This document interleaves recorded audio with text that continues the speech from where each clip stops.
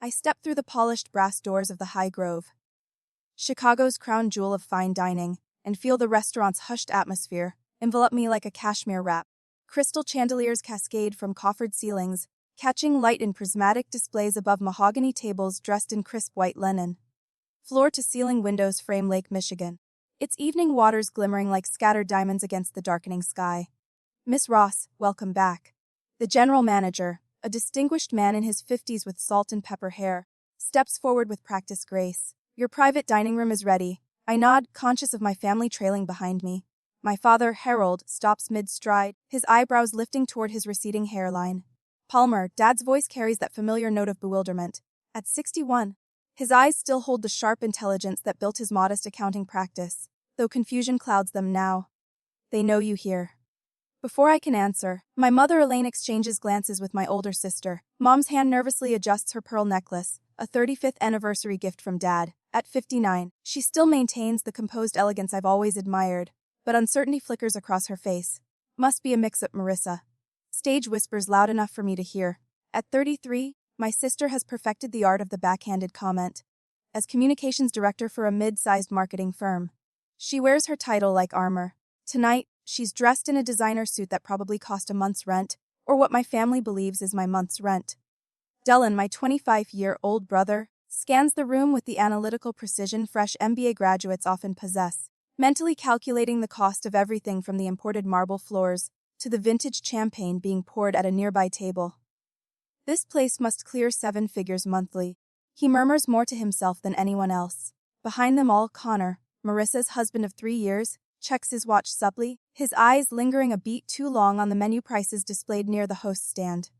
Right this way, the manager continues, either oblivious to or deliberately ignoring my family's reaction. He leads us through the main dining area, past tables of Chicago's elite sipping wines, worth more than what my family thinks I make in a month. When we reach a private room in the back, my father stops short. A gold plaque beside the heavy oak door reads, Ross family. His eyes meet mine, a question forming. Happy birthday, Dad, I say quietly. Inside, the table gleams beneath a private chandelier, each place setting arranged with military precision. A bouquet of my father's favorite lies scents the air. As we settle into plush chairs, the conversation begins to unravel just as I'd anticipated. Palmer, honey, Mom starts, her tone the same one she's used since I was in college. This is very sweet, but is this sensible? You're still getting established and places like this are so expensive. Marissa jumps in, leaning toward me conspiratorially. I could have gotten you a discount at Gaston's through my client connection. You should have asked. I take a slow sip of water, letting the cool liquid ease the familiar tightness in my throat. This is the same song, different verse. Last Christmas, Dylan had wrapped a career advice book for me, complete with a highlighted chapter on moving from freelance to full-time. Marissa routinely offers to connect me with real clients, despite never asking about my existing ones. My apartment's closer than you'd think, I say instead of correcting them. My one bedroom in Evanston isn't chosen for budget constraints, but for its proximity to my company's warehouse facility. The deliberate misdirection feels both protective and painful. Still in that small place, Mom asks, there are some nice affordable options opening up in Wicker Park. I've perfected the art of deflection over the years, cultivated since college when my boyfriend paraded me around to his wealthy friends as the scholarship girl. His personal project, his token of charitable interest. The memory still burns. A lesson learned in the hardest way about how people change when they think they know your worth. It's going well enough. I say my standard response to questions about work. The words taste stale on my tongue, worn from repetition. The sommelier approaches with a leather-bound wine list, and Marissa reaches for it with the confidence of someone accustomed to taking charge. Let me handle this, Palmer, she says, the implicit message clear. I couldn't possibly know enough to make a wise choice. I slide my hand forward, taking the menu with a polite smile. I've got this covered tonight. I scan the familiar pages, then look up. We'll have the Chablis Grand Cru 2018, please. Marissa's perfectly shaped eyebrows arch high. That's a 300 bottle. It's Dad's birthday, I reply, meeting her gaze steadily. Nothing but the best. Dad reaches over to squeeze my hand, genuine emotion crossing his face. For a flicker of a moment, I see something new there. Not just fatherly affection, but a glimmer of pride. When the waiter places elegant menace before us, Dylan flips his open and chokes slightly. 500 per person prefix. He mutters, eyes widening as they dart to me. Connor leans toward Marissa, whispering something that makes her glance at me with renewed suspicion. I watch their reactions, feeling the familiar push-pull of family dynamics shifting under the chandelier light. Marissa straightens, her posture reinforcing her self-appointed role as the successful sister. Dylan's competitive nature surfaces in the quick calculations I can practically see running behind his eyes. Mom and Dad exchange glances, clearly uncertain about the unfolding dynamic, but unwilling to interfere. I take another sip of water and remind myself of what matters. Tonight is about Dad, I say firmly, not about proving anything. But as the first course arrives on hand-painted porcelain plates, I wonder if that's entirely true. 10 minutes later I excuse myself from the table, my smile firmly in place as I catch the eye of Thomas, our server. I need to speak with the chef about my father's seafood allergy. I explain to my family. I'll be right back. Thomas leads me toward the kitchen, but as we round the corner, his pager buzzes. Excuse me, Miss Ross. I'll tell Chef you're coming. He hurries ahead while I pause to check a text from my office manager. As I slip my phone back into my clutch, voices drift from the dining room. I step closer to the archway, my hand bracing against the cool wall. What is she trying to prove? This place is ridiculous. Marissa's voice, sharp with judgment, probably maxed out her credit cards. Connor's baritone, always ready to reinforce his wife's opinions. She lives in a one-bedroom in Evanston. By Dylan's laughter cuts through the air. Maybe she's dating the manager. My chest tightens, each word a needle pricking my carefully maintained composure. I've heard variations of these comments for years, but tonight they land differently. Harder, clearer, impossible to dismiss as simple misunderstanding. She's always been thoughtful, Dad says, his voice quiet but firm. Let her do this. I close my eyes, drawing a slow breath through my nose. The air tastes of saffron and truffle from the kitchen behind me, a reminder of why I'm here. This night isn't about their approval. It's about Dad's birthday. I straighten my spine, smooth my expression, and walk back into the dining room with a smile that betrays nothing. Chef is preparing something special, I announce, settling into my chair. Marissa leans forward, voice honeyed with false concern. Palmer, is this really in your budget? We could go somewhere more appropriate.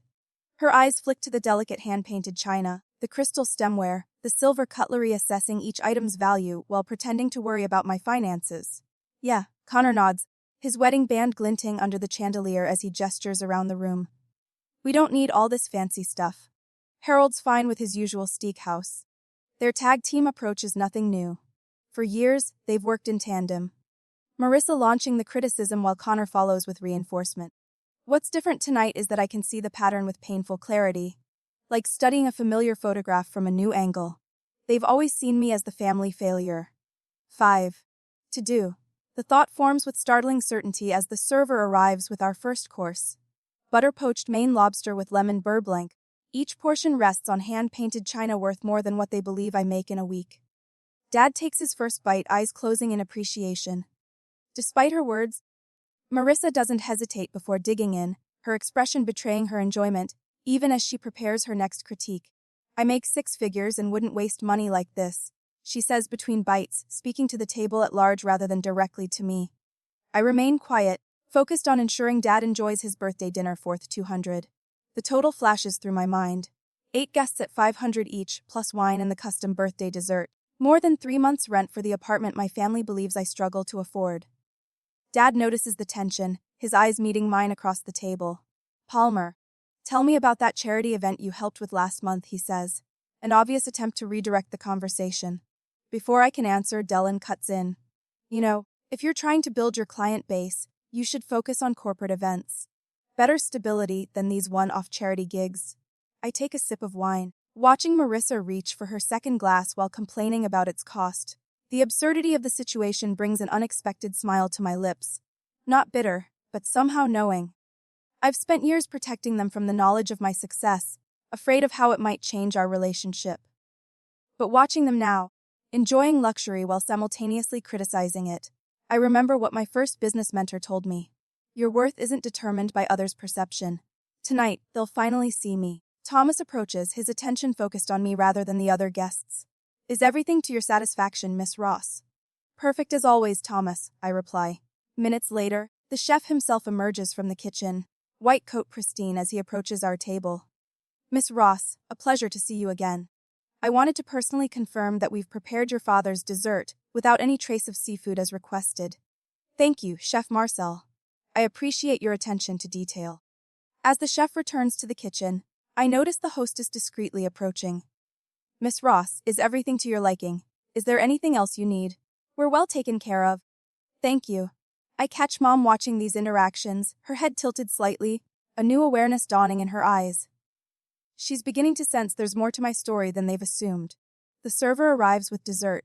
Molten Valona chocolate soul followed by a birthday cake that makes Dad's eyes widen. Vanilla bean and salted caramel layer cake with Happy 61st Harold written in delicate gold leaf. This is the most thoughtful birthday I've ever had. Dad says, reaching for my hand across the table. Genuine emotion in his voice. The warmth of his appreciation fills me with something I haven't felt in years. A sense of being truly seen, if only for a moment. The feeling is almost enough to overshadow Marissa's continued commentary. Must be nice to blow money on desserts when you should be saving for a real place. She mutters to Connor loud enough for me to hear. I meet her gaze across the table, no longer flinching from her judgment. The decision crystallizes in my mind, clear and certain. It's time they knew. The leather portfolio arrives with the quiet gravity of a judge's verdict. Our server Thomas places it precisely between my father and me, a silent acknowledgement that leaves the question of responsibility hanging in the air. Marissa lunges for it before anyone else can move. I'll put this on my corporate card. We'll split it later. Her tone carries that familiar note of authority, the same one she's used since we were kids playing house. And she appointed herself mother. Palmer can cover the tip if that's not too much. Dylan smirks, sliding his water glass between his palms. Despite his fresh MBA and designer watch, my brother still wears the same expression he did at 12 when he'd found a clever way to corner me in a game. Connor leans back in his chair, voice deliberately loud enough for nearby servers to hear. Maybe we should start a collection for Palmer's budget. What's the going rate for freelance party planning these days? Enough for a decent tip. The family tension crackles like static electricity. From nearby tables, diners glance over their expressions, a mixture of discomfort and the particular fascination that comes from witnessing someone else's discomfort. A woman in her 60s catches my eye with a sympathetic woos before quickly looking away. Actually, I say, my voice calm despite the heat rising in my chest. I've got this covered. I've got this covered. My purse sits heavy in my lap, its contents about to change everything. With deliberate slowness, I reach inside and withdraw my wallet. The black metal card feels cool against my fingertips as I place it on the table. The matte black American Express Centurion card catches the light differently than plastic, absorbing rather than reflecting, its titanium weight making a distinctive sound as it connects with the linen tablecloth. Silence drops over our table like a heavy curtain. Is that a fake card from the internet? Marissa asks, her voice pitched higher than normal. Those replicas look so real now. I meet her gaze directly. It's quite real. Thomas approaches, his professional demeanor slipping momentarily when he spots the card. His posture straightens subtly, shoulders pulling back as he collects the portfolio in my card with a slight bow of his head. Minutes later, he returns with an apologetic expression. I apologize, Miss Ross, but AMX requires additional verification. Marissa's triumphant smirk blooms across her face. See, I knew it was fake. I nod professionally, having anticipated this moment. Of course, it's the first time I've used this card at the High Grove. For transactions exceeding certain thresholds at luxury establishments, American Express Centurion service requires additional security protocols. Thomas explains, his tone formal but respectful, especially for first-time use at a new venue. Marissa leans toward Connor, whispering with theatrical inadequacy. This is so embarrassing for her. The heat in my chest spreads to my face, but I maintain my composure. Please proceed with the verification. Thomas nods and steps away with my card to make the call. The table remains uncomfortably quiet, my family watching me with expressions ranging from skepticism to confusion. Dad shifts in his seat, looking like he wants to say something, but can't find the words. Mom studies her hands. Dylan's eyes narrow as he reassesses me, his business school training kicking in, as he recalculates whatever mental spreadsheet he keeps about his family members. Thomas returns alongside a woman in a tailored black suit, the cashier from the front of house. Miss Ross, we're so sorry for the delay, she says, her tone differential in a way that makes Marissa's eyebrows rise even higher. The AMX voice authorization has been completed. The transaction is approved. Thomas holds out a new leather folio. The approval code is A69Q2. He adds, his voice carrying a new note of respect. I sign the receipt with practiced ease, adding a generous tip. The movement feels natural after countless business dinners and event settlements. As I return the pen, I notice subtle signals passing between the staff.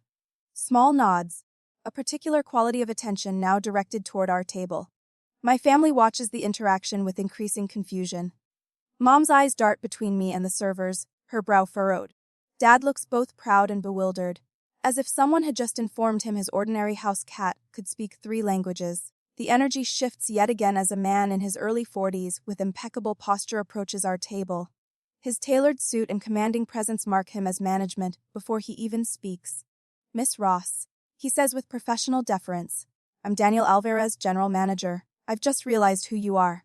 I should have recognized you immediately." My family's confused expressions deepen. A synchronized response that would be comical under different circumstances. Daniel continues, "Ross Signature Events produced the United Healthcare Gala last month." I offer a modest nod, feeling the weight of 7 pairs of eyes fixed on me. "Your team's professionalism was remarkable." Daniel adds, "The governor still mentions it." Marissa's expression transforms from smug dismissal to stunned disbelief, her face tightening as if she's been slapped. The satisfaction I'd anticipated from this moment tastes different than expected, less sweet, more complex. Daniel gestures to a server who approaches with a bottle in an ice bucket. "Please accept this Dom Perignon 2012 with our compliments as an apology for the verification delay." As Daniel withdraws, my family stares at me as if seeing a stranger wearing my face. The champagne cork pops with a festive surrender that seems at odds with the tension. Dylan leans toward Marissa, his whisper audible in the silence. "What's Ross Signature Events?" Connor pulls out his phone beneath the table, thumbs moving rapidly. His eyes widen as he tilts the screen toward Marissa. The color drains from my sister's face as she reads whatever Connor has found. Her eyes lift to meet mine, filled with questions and something that looks uncomfortably like hurt. I take a deliberate sip of the champagne, allowing its complex notes to settle on my tongue before I speak. "I suppose we should talk about what I actually do for a living." The private dining room has grown silent, except for the gentle clink of crystal and silver. My family's expressions range from confusion to disbelief, with Dylan's mouth slightly agape and Marissa's perfectly composed face, showing the first cracks I've seen in years. Ross Signature Event started in 2019. I begin, my voice steadier than I expected. After 3 years of working for other companies, I saw a gap in the corporate events market. No one was delivering truly seamless experiences. Dad leans forward, his weathered hands clasped on the table. The confusion in his eyes is gradually replaced by something I haven't seen directed at me in years. Genuine curiosity. My first clients were small tech startups, Brightware Solutions, and Nexus Innovations. I traced the rim of my glass with my index finger. They wanted launch parties that would impress investors without seeming wasteful. I rented a warehouse space in Evanston, hired 2 part-time assistants, and delivered both events under budget. Mom's hand flies to her pearl necklace, her usual nervous gesture. "You did all that while living in that tiny apartment." "The apartment is 3 blocks from our logistics hub," I explain. "The building may be older, but the location is perfect for what I need." I continue outlining our growth trajectory, watching their faces transform with each benchmark. 6 clients the first year, 15 the second. Then the turning point, landing Continental Healthcare's annual leadership summit, which put us on the map with Fortune 500 companies. Last year, we produced 78 events across 17 states. I say, the facts flowing easily now. We've grown from those 2 part-timers to a core team that travels nationally. Dad's expression undergoes the most dramatic transformation. The confusion gives way to understanding. Then pride blooms across his features, softening the lines around his eyes. He sits straighter, his chest expanding slightly. "Excellence in every detail," I say, looking directly at him. "Just like you taught us, Dad." I've built the entire business on that principle. The silence that follows feels weightless, almost reverent. Then Marissa clears her throat. "Why didn't you ever mention this at family gatherings?" Her voice carries a new edge. Not her usual condescension, but something more complex. "All those times we asked how work was going, you just said fine or busy." Connor nods, his eyes narrowed slightly. "Seems strange to hide success from your own family." Dylan, never want to miss an opportunity to showcase his MBA knowledge, leans forward. "What's your profit margin with that kind of operation?" "You should talk to me about tax strategies. There are several structures that could optimize your clin." "We're your family," Marissa interrupts, her tone softening into something that sounds almost hurt. "We deserve to know." The accusation hangs in the air. They're trying to make my silence the issue rather than their assumptions. It's a clever pivot when I might have used myself in negotiations. I fold my napkin carefully. gathering my thoughts. You're right, I acknowledge finally. I bear some responsibility for this misunderstanding. Their collective surprise at my admission is almost comical. When I started the company, I wasn't sure it would succeed. The first 8 months, I barely broke even. I lived on ramen and worked 18-hour days. I look at each of them in turn. I didn't want to disappoint anyone if it failed. Mom's eyes soften. We would never. By the time it became clear the business was viable, I continued gently. Something had shifted in how we talked about careers. Remember Thanksgiving 3 years ago? Recognition flickers across Dad's face. I mentioned landing the Northwestern Medical Conference and Dylan asked if I was still doing those little parties. Marissa suggested I apply for an events coordinator position at her firm because it had actual benefits. Color rises in Marissa's cheeks. At some point, I say, keeping my voice free of accusation, it seemed easier to let you believe what you wanted. The truth of it settles between us, not as a weapon, but as a simple fact. Success didn't change me, I add, meeting Marissa's gaze directly. Why would it change how you see me? Marissa's eyes glisten. We were just trying to motivate you. I always knew you had potential, Connor says, though his newly respectful tone contradicts years of dismissive comments. Dylan straightens his tie. With your current scale, you should consider diversifying investments. I could recommend some funds that the door opens, cutting him off as Daniel Alvarez returns with a bottle of dessert wine. Thought you might enjoy this with your final course, Miss Ross. The 2015 Cernas pairs perfectly with the chocolate soul. He places the bottle on the table with a flourish, and congratulations again on the Event Planners Association Award last month. Best Corporate Production of the Year. Quite an achievement. Thank you, Daniel. I smile politely. And your team has grown so impressively. 50 employees now, correct? We're only 47 employees, not 50. I correct him automatically, though we're adding 3 positions next quarter. Daniel nods appreciatively and withdraws. The correction hangs in the air, a small detail that reveals more about me than grand pronouncements could. I've never needed to exaggerate success. The truth has always been enough. Current projects, Dad asks, his voice gentle with new understanding. We're handling the Art Institute's annual gala next month. I reply, warming to his genuine interest. 3 museum fundraisers, the Chicago Symphony Orchestra's donor appreciation event, and corporate conferences for Keller Williams and Abbott Laboratories. I pause, then continue casually. This year's revenue projection is around $52 million. Harold nearly chokes on his champagne. Mom's eyes well with tears. Business Chicago ran a profile last quarter, I add, estimating my personal net worth above $33 million. Their numbers were reasonably accurate. Marissa sets down her glass with exaggerated care, her hand trembling slightly. The complete silence that follows is profound. What strikes me most is how unchanged I feel in this moment. The weight of secrecy has lifted, but I'm still the same Palmer who entered this restaurant 2 hours ago. The same person they've always known, just more completely seen. The contrast between my composed demeanor now and the years of calculated silence feels almost surreal. Marissa's perfectly maintained composure finally cracks. A tear slips down her cheek. I thought I was helping you, she whispers. Connor studies the menu prices with new understanding, as if recalculating years of interactions through a completely different lens. Dylan's MBA confidence has visibly diminished, his shoulders slightly hunched as he stares into his water glass. The quiet that settles over us isn't angry or triumphant, it's contemplative. A family recalibrating, adjusting to a new reality. I'm still the same person I was an hour ago, I say softly. Dad reaches across the table and squeezes my hand. His eyes shine with emotion. I'm so proud of you. 3 simple words I've waited years to hear. Not for the business success, but for the recognition of who I've always been: capable, determined, worthy of his pride. The beginning of reconciliation shimmers between us, tentative and real.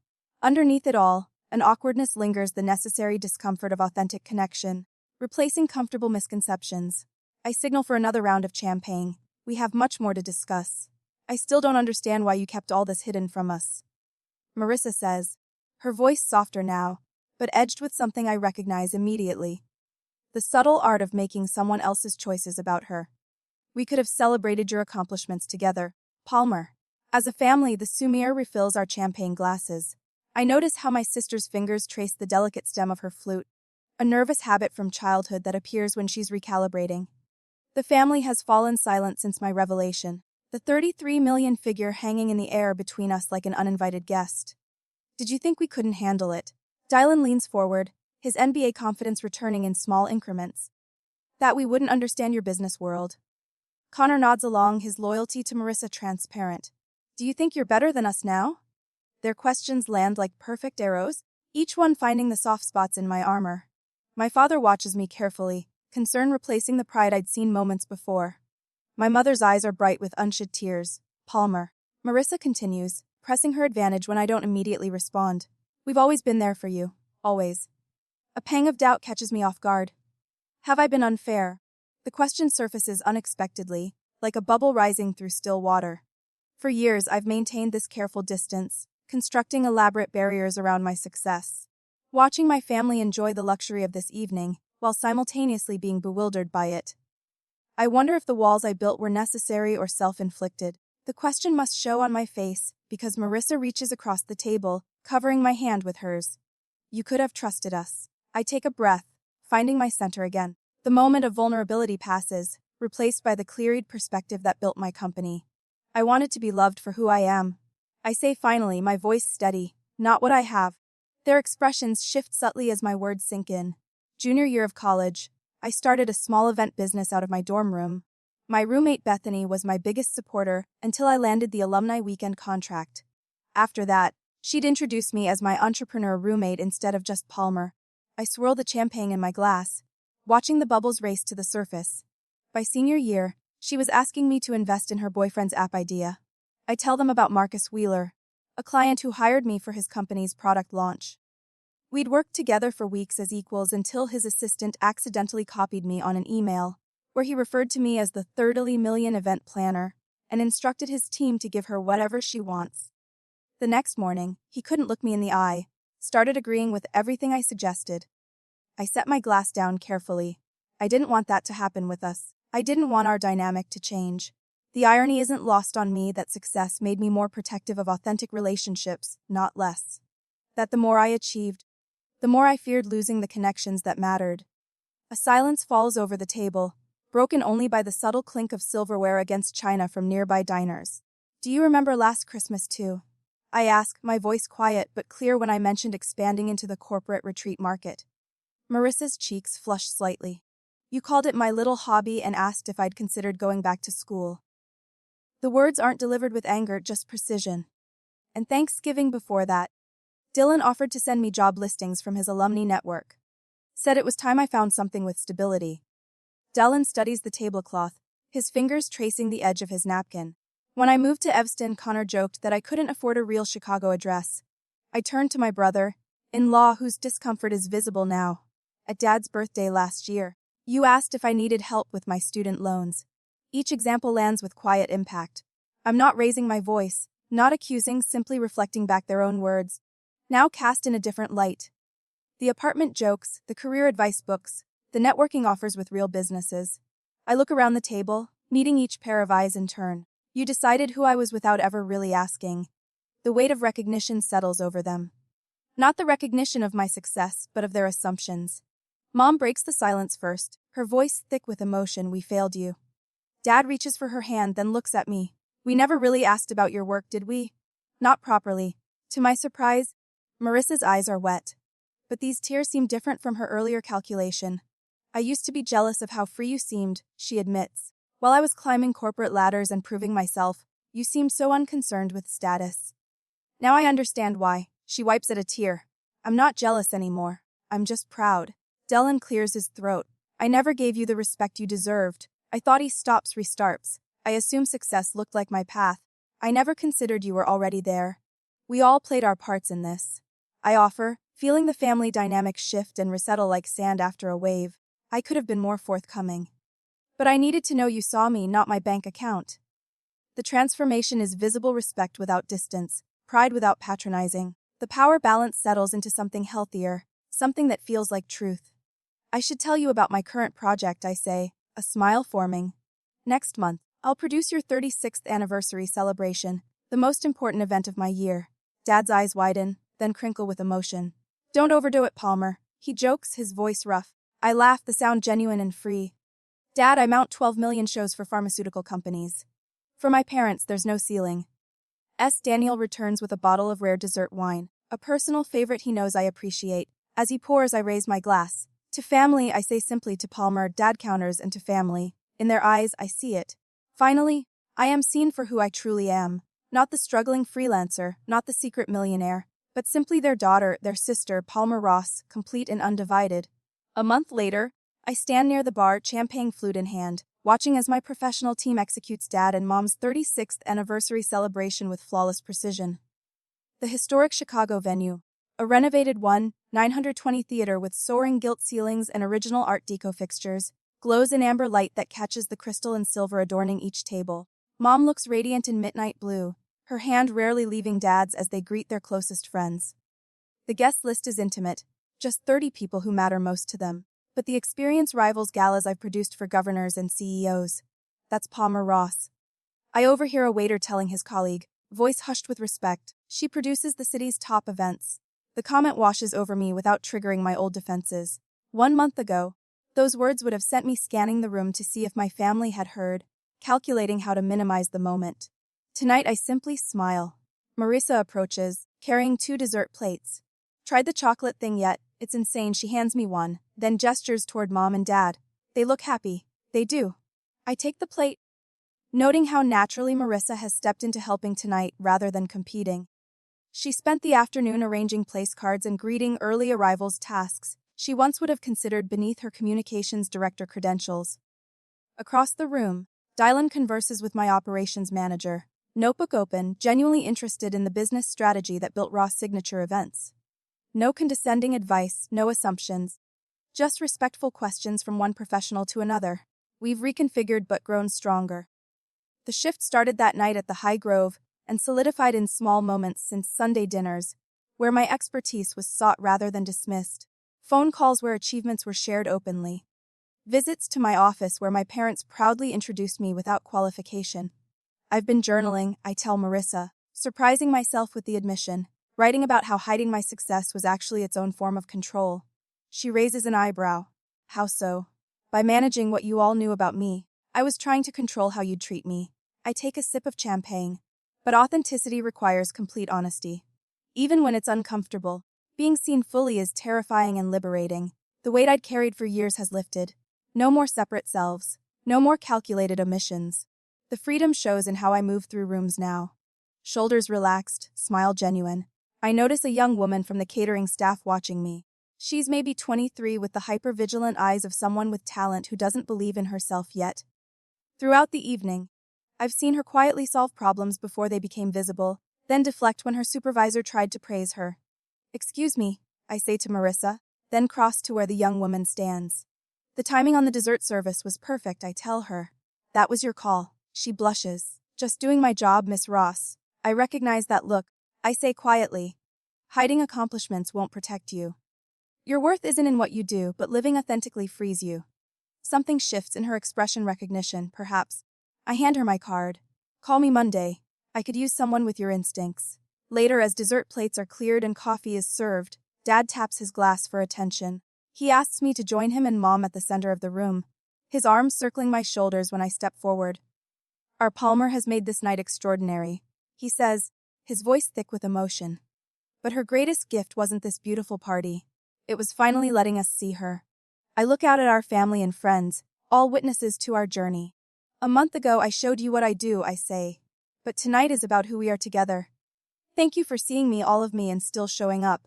Marissa approaches, giving me a genuine side hug. Next time, warn me you're a millionaire, she whispers. I laugh. No need, I'm still me. Dad raises his glass to success measured not in dollars, but in character. The next morning, I stand in my new downtown office overlooking the Chicago skyline. Floor-to-ceiling windows frame the lake and city that have always been my home. On the credenza behind my desk, family photos now stand prominently alongside business awards. No longer separate worlds, but complementary parts of a whole life. My phone rings. Marissa confirming Sunday dinner at her place. As I answer, I catch my reflection in the window. My smile comes easy now, unguarded. Sometimes the greatest gift isn't money or fame. It's living truthfully and letting the people you love see